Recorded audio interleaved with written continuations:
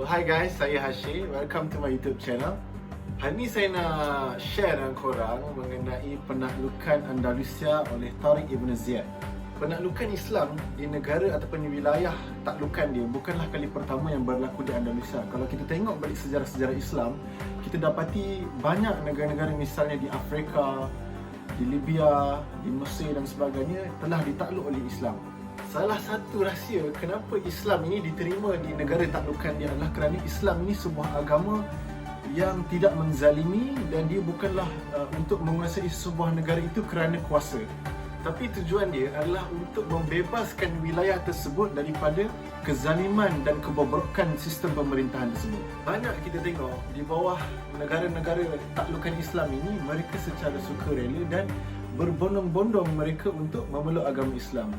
Seperti yang ada dalam Al-Quranul Karim, Allah sebut dalam surah An-Nas, kama qala Allah Ta'ala fil Quranil Azim, "Iza jaa nasrullahi wal fath," jika datang kepada kamu pertolongan dan kemenangan daripada Allah, wa ra'aitan nasa yadkhuluna fi dinillahi afwaja, kamu akan lihat berbondong-bondong orang akan masuk dalam agama Islam.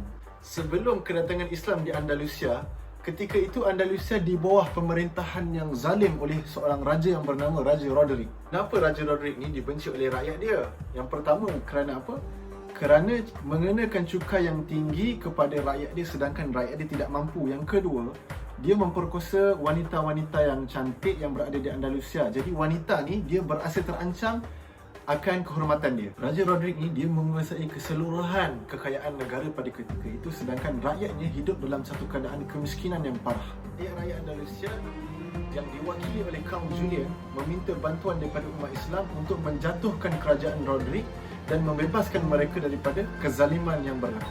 Kaum Julian ni meminta bantuan daripada Musa bin Nusair pada ketika itu gubernur di Afrika di bawah dinasti Bani Umayyah. Musa bin Nusair ni dia memerintahkan Tariq Ibn Ziyad ini untuk meneruskan misi penaklukan Andalusia. Berangkatlah kapal-kapal yang membawa angkatan tentera sebanyak 12,000 orang yang diketuai oleh Tariq Ibn Ziyad. Tariq Ibn Ziyad ini daripada Maghribi atau sekarang kita kenal dengan negara Morocco memasuki Andalusia dan mendarat di sebuah kawasan bukit, dan bukit ini dinamakan bersempena dengan nama Tariq Ibn Ziyad, iaitu Jabal Tariq. Sekarang kalau kita tengok dalam peta dunia, kita akan nampak sebuah negara yang dinamakan dengan Gibraltar. Gibraltar ini diambil dengan nama asalnya Jabal Tariq. Sampainya Tariq Ibn Ziyad di Gibraltar ini terdapat satu kisah yang masyhur yang sering kita dengar, iaitu Tariq Ibn Ziyad menyuruh untuk membakar kesemua kapal yang membawa angkatan tentera dan dia memberi kata semangat dengan berkata, di depan kamu adalah musuh, di belakang kamu adalah laut. Jadi kamu tidak mempunyai pilihan yang lain kecuali. Sebenarnya kalau kita tengok dalam sejarah Islam ni tak pernah pun ditulis, tapi kebanyakan cerita ni ditulis oleh sejarawan barat. Kisah ni wujud adalah bagi menutupi ketakjuban ataupun dia rasa macam tak percaya kenapa umat Islam yang sikit, golongan dia 12,000 tentera menentang dengan mereka 100,000. Kalau kita tengok perbezaan yang kesenjangan yang cukup banyak, tapi umat Islam menang pada ketika itu. Apa yang saya sebutkan tadi boleh rujuk buku yang dikarang oleh Dr. Raghib Al-Sirjani yang bertajuk Ihraq Tariq li As-Sutun Wahmun Am Haqiqah.